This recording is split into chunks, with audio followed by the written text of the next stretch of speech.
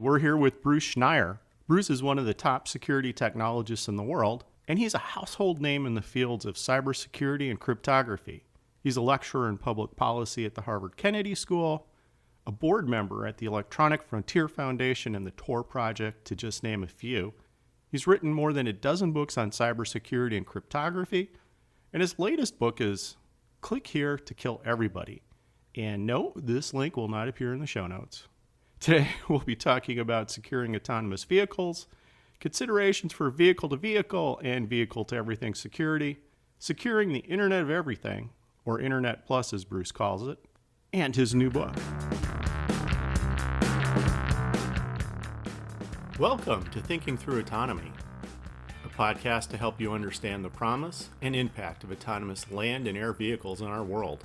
I'm Ken Dunlap, managing partner of Catalyst Go, taking you on this journey.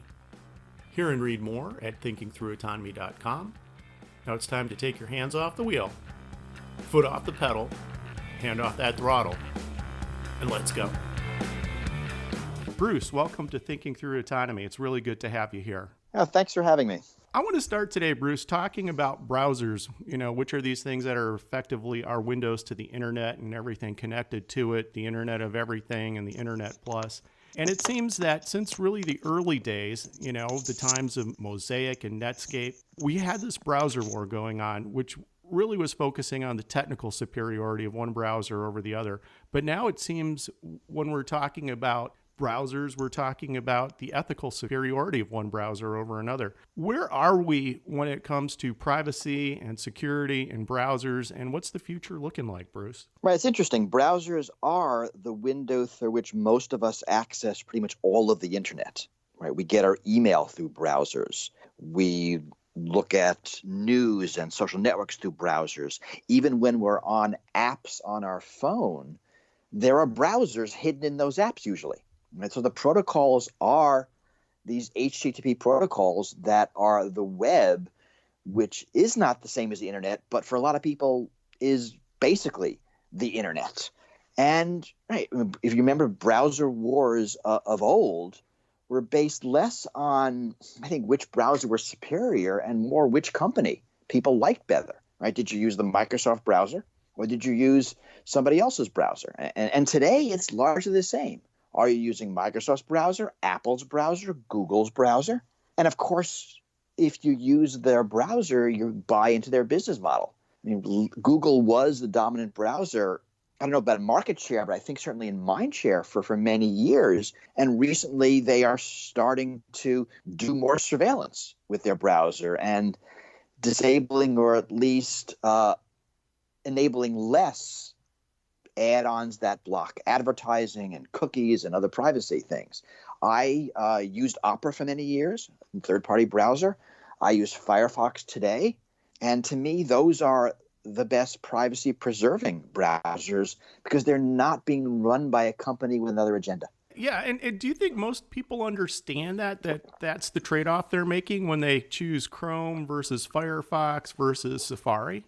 Yeah, I mean, I'm not sure about public opinion. I think people are more savvy than they were a few years ago about surveillance capitalism and what's going on when they use Google or Facebook or many of these other companies. So I think, yeah, they know that they're choosing Google, but people are largely powerless here. It's not that they're saying we like Google surveillance. It's that having a Gmail, Google Docs, Google Hangouts, that all of these things are part of their life and they can't get rid of them. Facebook, Twitter.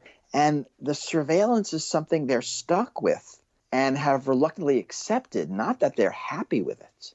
So I think people do sort of understand the trade-off they're making, but know that they can't make a good trade-off because those options aren't available to them. Most of the non-technical users out there, Bruce, are probably familiar that there is this big push by Google and other internet service providers to leave HTTP protocol behind and adopt HTTPS.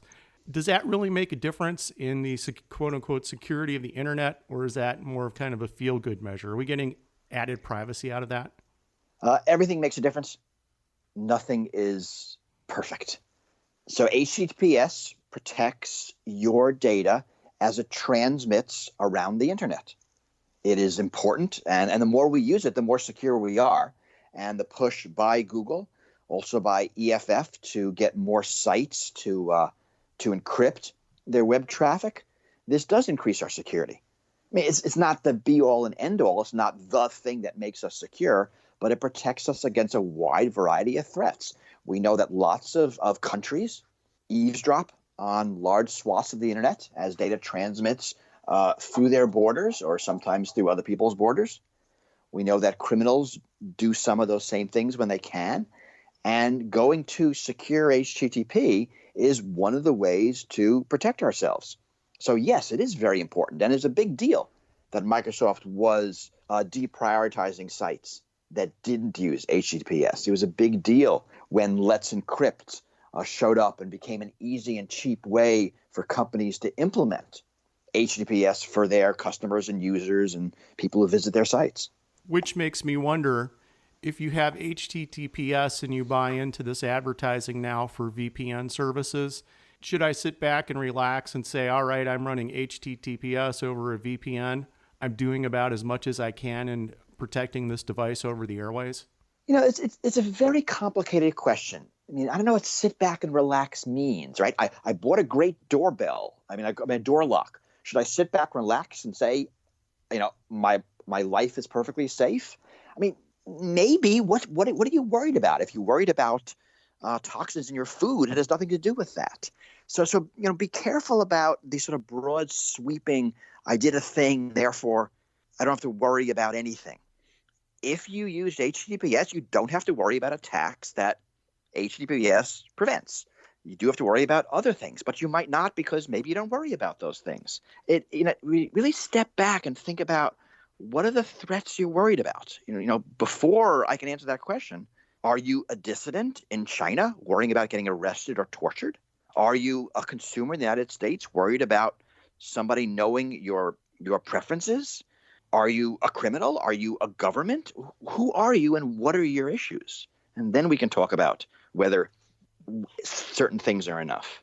So let's kind of move this conversation into the future when it comes to wireless. And as you and I both know, 5G seems to be the be-all, end-all catchphrase that everybody's using. The drone manufacturers are offering us beyond visual line of sight with drones. The driverless car manufacturers are offering us a world where cars speak to one another and they speak to cities.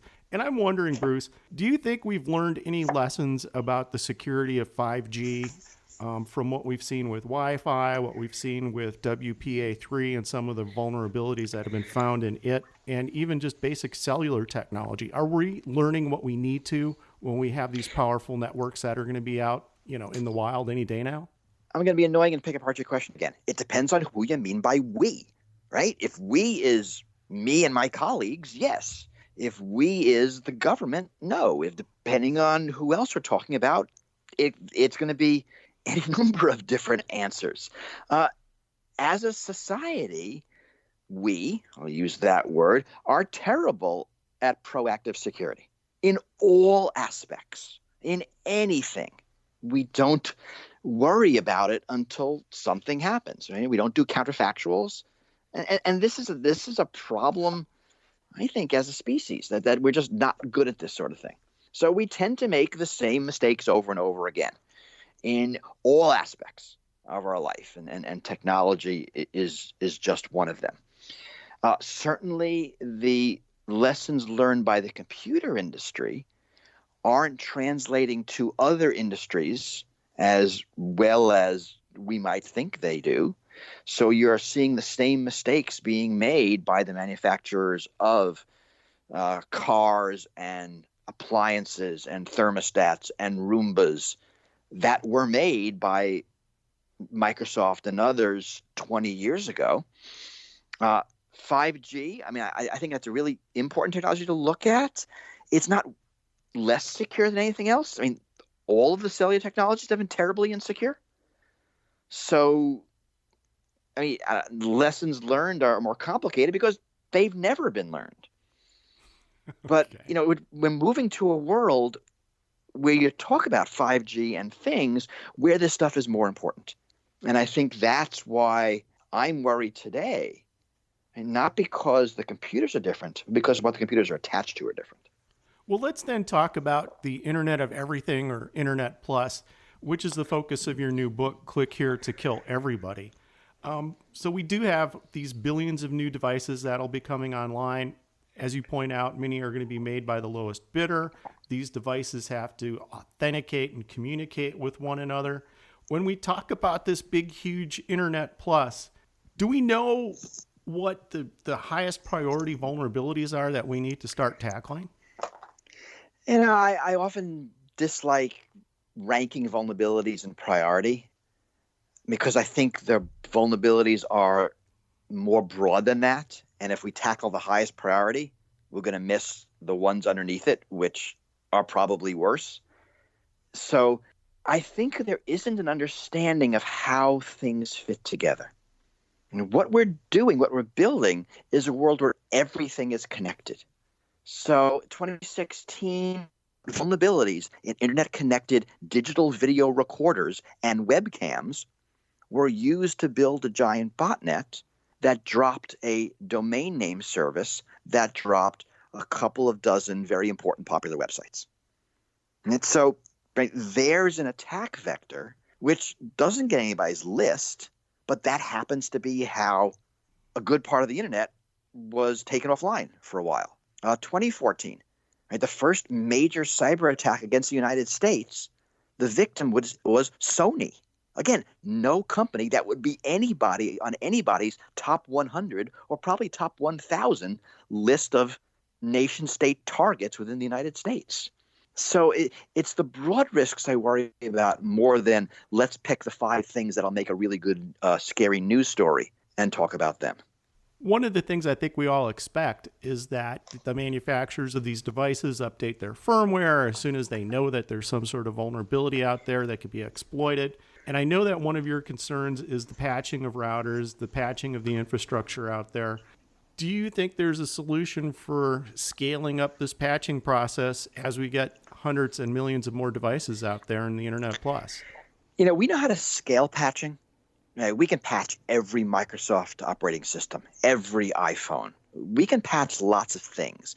What we can't patch is lots of different things and lots of things that aren't supported anymore. And so the reason patching works, actually, let's step back. The reason patching exists is because we don't know how to write secure software. We haven't the faintest clue. So we do the best we can, and we are agile. When vulnerabilities appear, we quickly write patches and promulgate them down to individual devices. That's what Microsoft, Apple, Google, all the big companies do.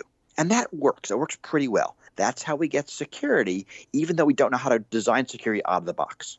Right? Different than how we do airplanes. Right? Airplanes are get it right the first time, but software is, get it pretty good and fix it quickly when you find problems.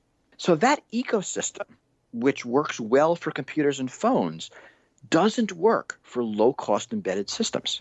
Right? They're often designed, which is said by the low bidder, offshore by third parties. Engineering teams come together, write the software, then disperse. They don't have security teams on staff to write those patches. So those low-cost devices you have, there's no one there to write the patch. Sometimes, actually in many cases, there's no mechanism to install the patch. Right? Most home routers can't be patched. The way you patch them is you throw them away and buy a new one. And these devices will be around a long time, longer than the companies. Right? So some third party in Taiwan designs an interconnected toy and it's sold for Christmas, and that company is out of business in 2 years. So now there's not even anybody you can hold liable to write the patch. And now these devices are on the internet for 5, 10, 20 years, unpatched, unpatchable, with vulnerabilities. So that's the problem. Now, you asked what the solution is. We don't know. We've never had this problem before. And it's going to look something like, how do we build a secure network even though these insecure components are wandering around your home, your office, your community? But we don't have an answer for that yet. One of the things that I read in your book was you argue that there's a role for the government, that the government, I think you said, is the missing piece in the security of Internet Plus. When you say there's a role, what should we think about in terms of role? So a lot of the insecurity we have is due to the market failure. Like the fact that the market doesn't provide security. This shouldn't be surprising. Right? Markets tend not to provide security and safety. Markets are designed to benefit short term. They are profit motivated. They tend not to solve society-wide problems.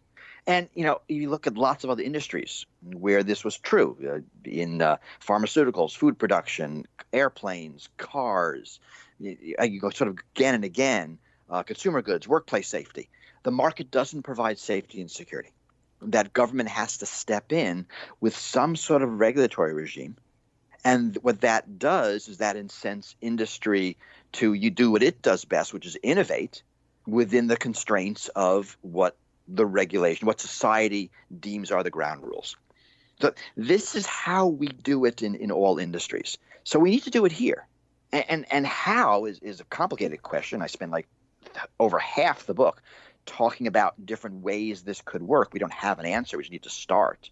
But the notion of tech is unregulated, tech can do what it wants, any regulation is a problem, I think that has to go. That we really have to start thinking better than that. And I think we will as the internet starts affecting the world in a direct physical manner. One of the points I make in the book is that what's changing is that the internet is now touching the world. It's a car, it's a thermostat, it's a medical device. And instead of your spreadsheet crashes and you lose your data, it's your embedded heart monitor crashing and you lose your life. And that difference will spur government action. Let me ask you this, though. I think a lot of where the government sets the bar winds up being the important factor in those regulations. And aren't you worried that regardless of where the bar is set, if it's super high, if it's super low, that manufacturers are going to come back and say, we're going to give you the bare minimum. We don't have any incentive to give you more than the bare minimum because the regulatory stick only comes out if we don't meet what you put in your regulation. And therefore, that kind of disincentivizes, going over and above. Or are you arguing that it's better to have a bar than to have no bar at all? Well, if you have no bar at all, you get no safety or security. I mean, let's sort of take another example. There is a regulation that specifies how many insect parts can be in your breakfast cereal. Right? There is a number, okay. Right? And you're right. The breakfast cereal industry will not do any better than that minimum. And it's not zero, by the way. If there was no regulation, there'd be way more insect parts in your breakfast cereal. So you're right. None is better than a little bit, but a little bit's better than a lot. I mean, regulation is complicated. We in tech tend to have a very simplistic view of regulation. You must do this, you can't do that. But when you look at how industries are regulated, it's not that simple. Regulations can be flexible. They can be situational. They can be implemented by courts. They can be implemented by agencies. They can be domestic, international. They change over time. Sometimes it's industry-led. Sometimes it's government-led. And we need to look at the very complicated methods by which we regulate all the industries that affect our lives. Both of us are indoors right now, and neither of us are worried that the ceiling will collapse on our heads. Right? That is a direct result of a regulation. Now, you go back to the Babylonian times, the regulation was basically if the ceiling collapses on someone's head, the architect that designed the building will be killed. And that was a very that was an interesting regulation because it didn't specify any how. All it said was, look, architect, you're responsible for the building not collapsing. You're responsible with your life. Now, that regulation will spur lots of development in building safety because now you have an architect that will do a lot of work to engineer the building properly. Now, I'm not saying we should behead the heads of social media companies, although some are calling for that.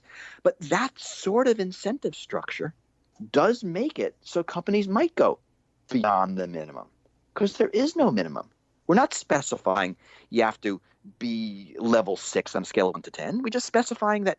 Now, it's going to go the other way. Not saying you have to do these certain things. We're just specifying an outcome. And that's just one example of how to think about this. There's lots of different ways to think about government regulation. But we in tech have kind of a cartoonish way of thinking about it usually. I think that hurts us. Let's transition and maybe take a look at driverless cars and drones as they're going to fit into this Internet Plus. When we talk about these technologies that, quite frankly, have the ability to hurt people if they're misused, or maybe just if they're failures in the systems, does that imply we need to have a special category of regulation or a special category of standards that treat vehicles like that differently than your toaster that's going to be connected to the internet, different than your refrigerator?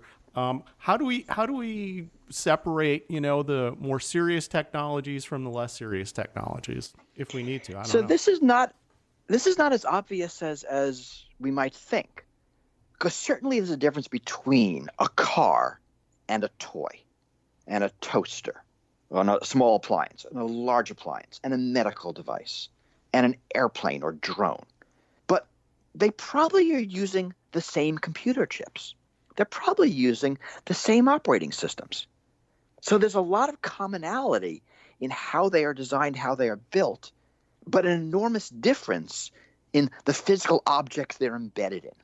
So it makes no sense for the same rules to control a Boeing aircraft as control a talking child's toy. Right? That makes no sense. But there's going to be some commonality because they might all use the same chips. And I think we have to navigate that. I don't think we know how. But starting to think about the commonalities and differences is going to be critical moving forward. Because you're right, it doesn't make sense to have the same regulation, but in some cases it does, but in many cases it doesn't. So how do we deal with that? One of the things that the tech industry, as you know, is notorious for is blankets of secrecy, whether it's intended or not intended, over every kind of technology that they have. Yet you argue quite a bit for transparency.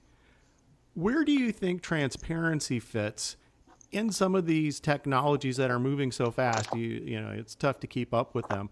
Is there a public policy imperative to say, we need to know how that perception system operates, or we need to know how those algorithms operate before they're going to go on our roads or fly over our houses? Is there a way to grab these companies by the collar and say, be transparent or else? Or is that a threat that doesn't need to be made? So transparency is an important tool we have for regulation. There are trade secrets and reasons companies need to keep things proprietary. But at the same time, we often need transparency to understand what they're doing. And other industries have navigated this. Other industries have navigated both needs. And there are ways that you can submit documentation to a government, to an agency, and it doesn't get released to the public. There are a lot of halfway ways there's need for both transparency and for trade secrecy. I think as these algorithms become more important and more opaque, they do become more dangerous, and we're going to be requiring transparency more and more in some of these areas. It is not the solution, but I think it enables other solutions. But this is another complicated area because we want companies to be able to build things in a proprietary manner and do things in secret because that's how they gain an advantage. But at the same time, we don't want things that can harm us as a society to be implemented without being examined first. Now, you mentioned like cars on our roads. Are we going to want cars on our roads with software algorithms we don't understand? Are we going to want algorithms making loan decisions or making parole or bail decisions to be opaque? Don't know. And there's a lot of discussion and research in this area of algorithmic transparency. And I think it's sort of important to keep working on this. Well, for the it's most, tough. There's not a lot of answers in this interview, right? I mean, we have a whole lot of that's a hard question. That's a hard question. And in some ways, that's my point. I mean, we have to start thinking about these. The answers aren't obvious, but if we don't think about them, we'll never solve them. Which gets back to one of the things that you wrote about in your book.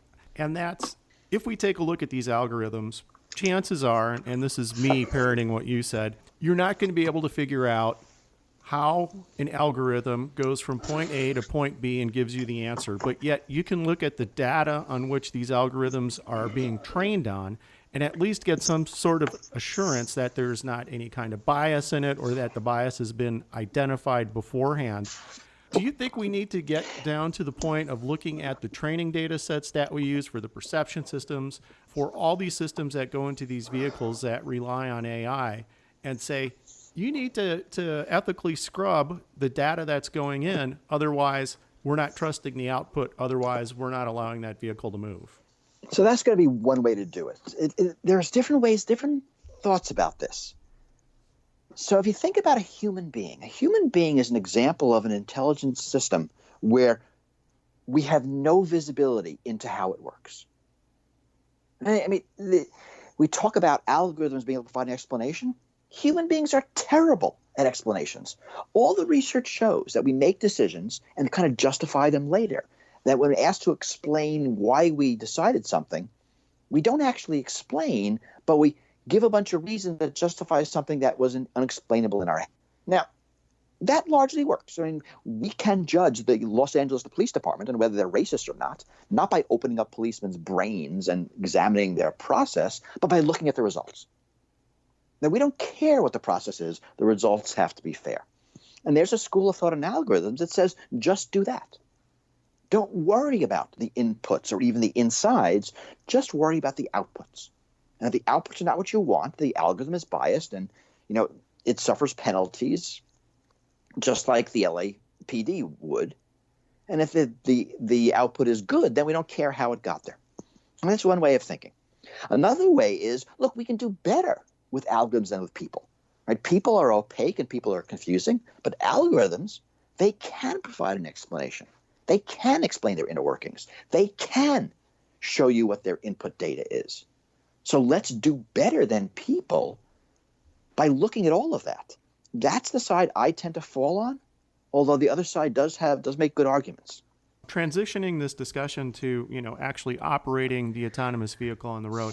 In Click Here to Kill Everybody, Bruce, you have this fascinating discussion of what happened to a Jeep that was taken over the air. And I believe that was in 2017. Since 2017, I think it was 2011. 2011, I was off by 6 years. Yeah, it's on the net, and it's a Wired reporter. It's a YouTube video, and I think it's a Chrysler car, and you can watch a couple of hackers take over the car remotely, and I think they disabled the brakes or maybe the steering or maybe both. Isn't that something we need to be worrying about right now, even more? I'm worried about it right now. I don't know about you. Yes. And it's interesting because this has nothing to do with the autonomy of the vehicle. I'm worried about autonomous vehicles, but I'm actually just as worried about non-autonomous computer-connected vehicles. That the danger is not the autonomy, it's the computer connection part. And since 2011, auto manufacturers are taking it more seriously. I'm not sure how much better they're doing. I don't follow that industry closely. But yes, here's an example of a typical computer threat that becomes deadly just because the computer is attached to four wheels and an engine. Do you think that in terms of vehicle-to-vehicle communications and now the vehicle-to-everything communications, we're moving too fast on that? Should we be putting the brakes, metaphorically, on those technologies until we understand more about their vulnerabilities? Or is the horse out of the barn and there's nothing we can do about that? I think neither. I think, as I said, we are terrible at proactive, that if we, put the brakes on the technology before we understood it, we never understand it because no one would bother. The understanding and doing always come hand in hand. So no, it's not too late. But also, I don't think slowing down actually makes a difference. Here is where government steps in and says, hey, you need to demonstrate these outcomes before these cars are on the road. We do that with airplanes. The 737 MAX disaster shows how badly we do it, and the problems of co-option and corruption inside regulatory bodies. But that is the basic mechanism. And applying that in other dangerous technologies. And we sort of are trying. Cars, medical devices, existing regulatory agencies are trying to build standards and processes in security and safety before it's too late. But, as that Chrysler story points out, in some ways it's already too late. Which makes me wonder, both you and I know at some point, Bruce, there's going to be someone who says, hey, I want to have the ability to hack into this car. Maybe I'm the farmer that doesn't want to take my tractor to John Deere and have service. Maybe I want to do it myself. Maybe it's the Jeep owner who says, I could come up with a better algorithm for fuel efficiency. Do you think that we need to allow individual operators to change these systems, or are we getting to the point where we really don't want people futzing with their cars, so to speak? So this is right to repair. This is a bigger issue, and I think it's important for a whole lot of reasons. Some of it is a pushback against this massive corporate power, where the corporations decide how you use your device and under what rules. It's not stopping hacking already. Tractor owners are hacking their John Deere tractors, even though it's against John Deere's rules and against the license agreement. I mean, you buy hacked firmware from the Ukraine, and you install it in your tractor so you can repair it. So the mechanism that making it illegal doesn't solve the security problem. We need to solve the security problem assuming people control their own devices, because that really is the best societal outcome. So I'm not a fan of removing the right to repair, the right to hack your own devices, because that feeds into the corporate power problem that is giving us a lot of these insecurities in the first place. With our time getting very close to the end, I just want to focus on two more questions. One of those has to deal with the people that are engineering perception systems and, all those things that we call machine vision for the autonomous cars and the autonomous drones. And I had one of the senior researchers at one of the major universities in the United States tell me, we have a difficult enough time trying to figure out how we can get these perception systems operating in a normal environment that it becomes even more difficult when we think about GANs being used against this, when we think about the deep fakes being used against this. Do you think that there's a way, really at the university level, to start getting people to think about, hey, your system is going to be compromised. Hey, you need to design around that compromise. Is that a possibility? Should we see that in our curriculums? I think we have to. I mean, the real world has adversaries in it. I mean, driverless cars are easy on a test track, but who cares? All that matters is the exceptions, is the snowy conditions, are the conditions where the teenage kids are putting stickers on the stop signs so that the cars don't see it, where children are running out on the streets, where everything is going wrong. If the cars don't work in that environment, they don't work. I couldn't care less about a pristine test track. So yes, we have to start thinking about that at all levels. Because as you put these systems in the real world, they are going to be misused. If you are Facebook, you have to assume that Russian trolls are going to try to subvert your system to undermine democracy. If you don't think about that, right, you have no business putting your system out in the real world, because that's what the real world is. So yes, we need to think about this at all levels of design. This is the world we live in. It's not the pristine academic world. It's the messy real world. And certainly not to pick on the academic community at all, but I was just kind of struck by the fact that that was one of the approaches that this community at least was confronting and dealing with. And one of the last things the last thing I want to talk to you about, Bruce, is this connected future, whether it's a Uber VTOL vehicle, whether it's a autonomous drone doing a bridge inspection, whether it's going to be a driverless car that picks you up at the airport. People are thinking there needs to be some sort of supervision over all of these systems, even if it's just for deconflicting the traffic. And I'm wondering what your thoughts are on whether you can federate some of this control architecture out to companies, say Amazon and their fleet of drones, or let's say Uber and their VTOL vehicles, is it possible to allow private industry to control parts of the control infrastructure and then just have a government regulator serve as a supervisor that intervenes when there are conflicts between independent parts of this architecture? Or do we need to be thinking about, this overriding architecture where everything is connected to the same air traffic control or the same vehicle traffic management system? It's going to be a hybrid. The international nature of this means that there isn't going to be one government that is in charge. So again, think about telephony or air traffic control. These are necessarily federated. And I think the complexity and the scale and scope is going to mean that you have to push regulation, conflict resolution down as far as you can. And you won't be able to do it centralized. So the question is going to be, how do you centralize? What do you centralize? What do you decentralize? And the meta question is, how do you do efficient government regulation in a technological world, which we're still figuring out? The methods of regulation we have in governments today were designed for the industrial world. They're not agile enough. They're not fast enough. They're not flexible enough. And it is an open question that we need to figure out is, what does governance look like in the information age? And that's a very important question that we're just starting to figure out. Bruce, I just want to thank you so much for your time with us today.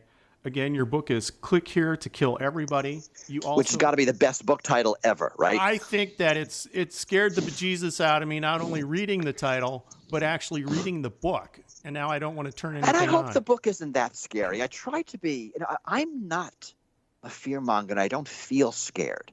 We have serious issues. I think we will solve them. I don't think this is the end of the species, but we need to get cracking. And I think just confronting those questions, it opens your eyes up. And I think that this book, Click Here to Kill Everybody, does a fantastic public service on that. And thank you.